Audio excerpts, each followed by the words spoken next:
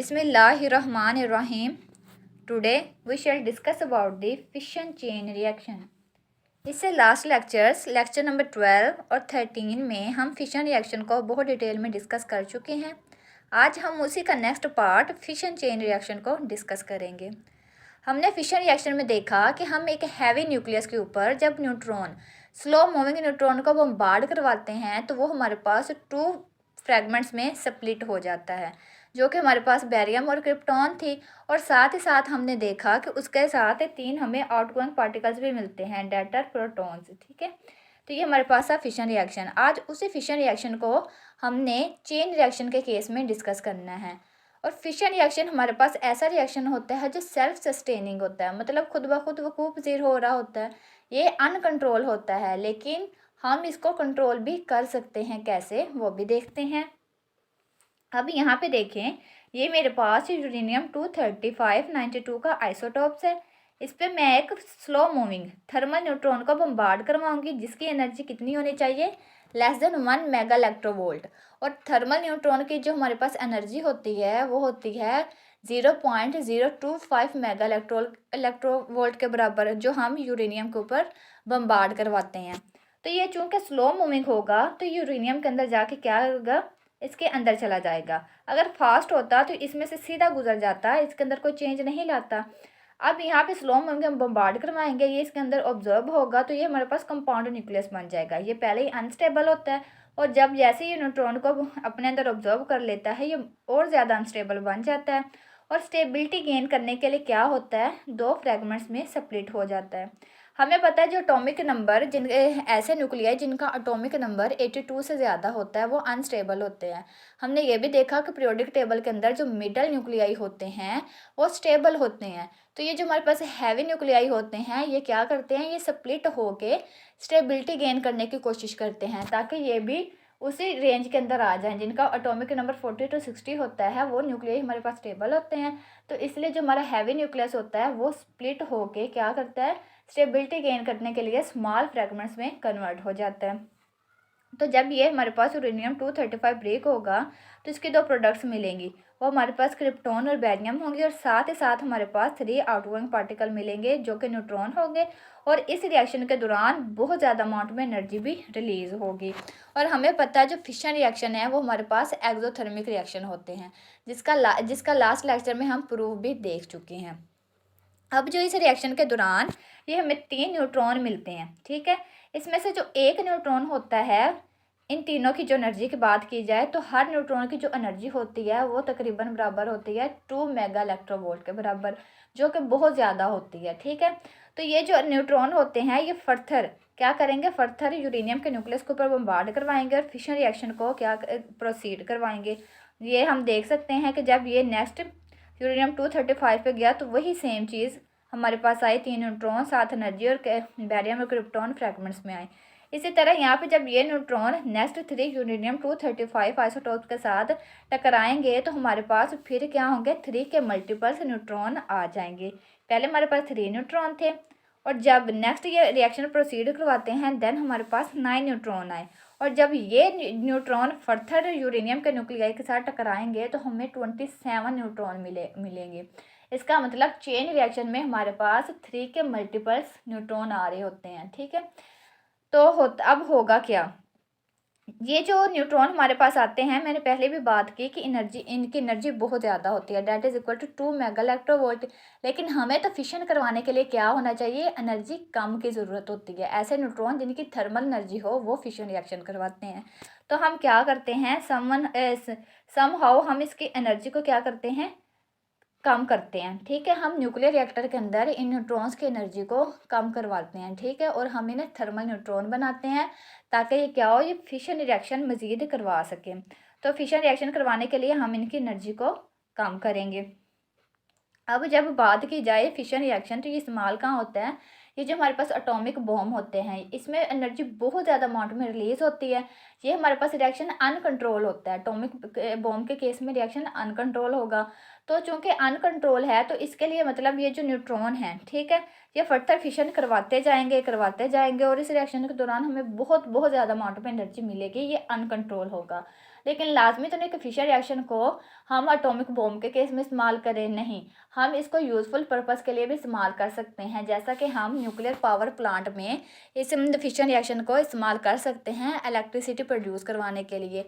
इसके अलावा भी इसको बहुत ज़्यादा और यूज़फुल पर्पस के लिए इस्तेमाल किया जा सकता है। तो उसके लिए हम क्या करते हैं, न्यूक्लियर रिएक्टर में इस रिएक्शन को कंट्रोल करवाते हैं। अब हम यहाँ देख सकते हैं कि हमारे पास 3 न्यूट्रॉन है, ठीक है। सबसे पहले तो हम इन न्यूट्रॉन्स की एनर्जी को कम करवाएंगे। एनर्जी कम करवा के उसके बाद चूँकि हम कंट्रोल फिशन रिएक्शन करवाना चाहते हैं, तो हम क्या करेंगे, न्यूक्लियर रिएक्टर के अंदर कंट्रोल रोड की मदद से इन 2 न्यूट्रॉन को ऑब्जर्व कर लेंगे और जो फिशन रिएक्शन नेक्स्ट होगा वो एक न्यूट्रॉन की मदद से होगा, ठीक है। ये एक न्यूट्रॉन जो फर्दर फिशन रिएक्शन करवाएगा इस पे जाके, फिर जो इसकी प्रोडक्ट्स होंगी उसमें से फिर 2 हम न्यूट्रॉन को ऑब्जर्व करवा लेंगे और थर्ड जो न्यूट्रॉन होगा वो मज़ीद फिशन रिएक्शन करवाएगा। तो इस रिएक्शन के दौरान क्या होगा कि हम एक कंट्रोल फिशन रिएक्शन करवाएंगे, ठीक है। इस रिएक्शन के दौरान भी हमें बहुत ज़्यादा अमाउंट में एनर्जी मिलेगी, लेकिन वो कंट्रोलेबल होगी। लेकिन जब एटॉमिक बॉम्ब की बात की जाए तो उसके लिए लार्ज अमाउंट में एनर्जी की नीड होती है। तो इस केस में जो चेन रिएक्शन होगा वो इसी तरह से प्रोसीड होगा, ठीक है। उसमें हमें न्यूट्रॉन को ऑब्जॉर्व करवाने की ज़रूरत नहीं है। लेकिन जब हम इलेक्ट्रिसिटी प्रोड्यूस करवाते हैं न्यूक्लियर रिएक्टर के अंदर करवाने के पर्पज़ के लिए इस्तेमाल करते हैं न्यूट्रॉन्स को, तो इस केस में हम फर्स्ट 2 न्यूट्रॉन को मॉडरेटर मतलब कंट्रोल जो हमारी रोड होती हैं कैडमियम और बोरॉन उसके मदद से ऑब्जर्व करवा लेते हैं और जो एक न्यूट्रॉन होता है वो फर्दर फिशन रिएक्शन को प्रोसीड करवाता जाता है। अगर है तो ये अनकंट्रोल्ड रहता है, तो यहाँ पे 200 मेगा इलेक्ट्रोवोल्ट एनर्जी रिलीज हुई। जब ये नेक्स्ट हमारे पास रिएक्शन प्रोसीड होगा तो इसका मतलब यहाँ पे हमें 600 मेगा इलेक्ट्रोवोल्ट की एनर्जी मिलेगी। और इसी तरह जैसे जैसे मज़ीद रिएक्शन हो जाएगा एनर्जी की मिकदार बढ़ती चली जाएगी, तो ये हमारे पास रिएक्शन अनकंट्रोल हो जाएगा। लेकिन जब हम इसको यूज़फुल पर्पज़ के लिए इस्तेमाल करेंगे तो क्या होगा, हम इसकी एनर्जी को हम क्या करेंगे, 2 न्यूट्रॉन को इसमें से ऑब्जर्व करवा लेंगे और एक कंट्रोल फिशन रिएक्शन करवाएंगे। और ये जो हमारे पास न्यूट्रॉन आ रहे हैं ये हमारे पास सेकेंडरी न्यूट्रॉन आ रहे हैं, ठीक है। ये हमारे पास न्यूट्रॉन सेकेंडरी न्यूट्रॉन्स आ रहे हैं। Nuclear fission of uranium 23592 by thermal neutron can be expressed as, ये हमारे पास न्यूक्लियर रिएक्शन है जिसमें हमने यूरेनियम पे न्यूट्रॉन का बम्बार्ड करवाया था। तो हमारे पास बेरियम और क्रिप्टॉन 2 प्रोडक्ट आई और साथ में 3 न्यूट्रॉन मिले, ठीक है। और साथ बहुत ज़्यादा अमाउंट में एनर्जी भी रिलीज होगी। Each secondary neutron carries an energy of about 2 mega electronvolt. जो हम पहला फिशन रिएक्शन करवाएंगे उसके दौरान जो हमें 3 न्यूट्रॉन्स मिलते हैं उनकी एनर्जी क्या होती है, वो 2 मेगा इलेक्ट्रोवोल्ट के बराबर होती है, ठीक है। ईच न्यूट्रॉन की, एक न्यूट्रॉन की। तो इसका मतलब वो तीनों न्यूट्रॉन की एनर्जी की बात की जाए तो वो तीनों कैरी करेंगे 6 मेगा इलेक्ट्रोवोल्ट। लेकिन जब एक की बात की जाए तो कितनी एक न्यूट्रॉन के पास एनर्जी होगी, 2 mega electronvolt. And such being very fast escapes without causing further fission of uranium 23592 nuclei। अगर तो हम ये एनर्जी कम नहीं ना करेंगे तो ये क्या होंगे, ये न्यूक्लियस में से वैसे ही स्कैप हो जाएंगे विदाउट एनी चेंज। तो हमें क्या करवाना पड़ेगी, इस एनर्जी को कम करवा के उन न्यूट्रॉन को थर्मल न्यूट्रॉन बनाना पड़ेगा। If these 3 neutron are slowed down somehow to change them into thermal neutron, then further fission of uranium 23592 nuclei can be carried out। तो हम इन 3 न्यूट्रॉन्स के क्या करते हैं, किसी तरह से हम एनर्जी को कम कर देंगे। तो इसी तरह ये जो 3 न्यूट्रॉन हमारे पास आए हैं ये मज़ीद फिशन रिएक्शन करवा सकते हैं यूरेनियम 235 के अंदर। This will produce 9 neutron and so on.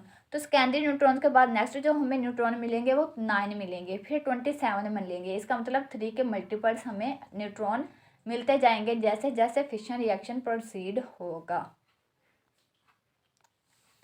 Due to the multiplication of neutron in this manner, अब चूंकि न्यूट्रॉन की मल्टीप्लिकेशन हो रही, पहले 3 थे फिर 9 है फिर 27 है, तो क्या होगा, the entire mass of uranium 23592 में undergoes for fission.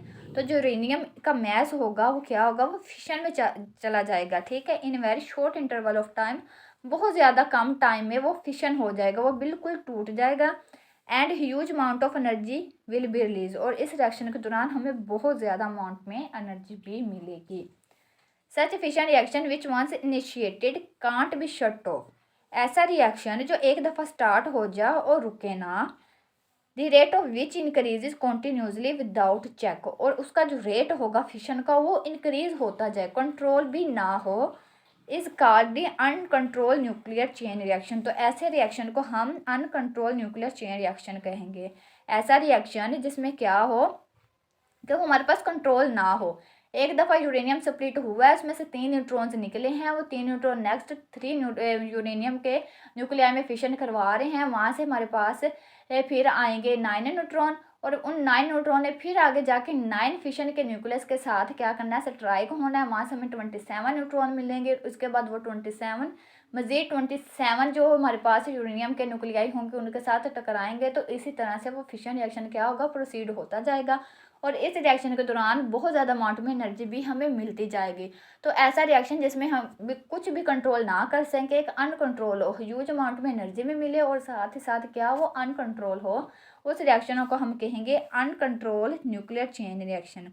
It is the principle of working of atomic bomb. अब ये जो अनकंट्रोल न्यूक्लियर रिएक्शन होता है ये हमारे पास एटॉमिक बॉम्ब की वर्किंग के लिए इस्तेमाल होता है। और एटॉमिक बॉम्ब में uncontrolled nuclear fission chain reaction ही होता है। लेकिन जब हम फिशन रिएक्शन को किसी यूज़फुल पर्पज़ के लिए इस्तेमाल करते हैं तो हम न्यूक्लियर रिएक्टर के अंदर इसके क्या करते हैं, 2 न्यूट्रॉन को ऑब्जॉर्व करवा लेते हैं और एक को नेक्स्ट फिशन करने देते हैं ताकि हमारे पास एक कंट्रोल फिशन रिएक्शन हो। ठीक है। और इस रिएक्शन के दौरान भी हम बहुत ज़्यादा अमाउंट में एनर्जी हासिल कर सकते हैं। तो ये हमारे पास था फिशन चेन रिएक्शन।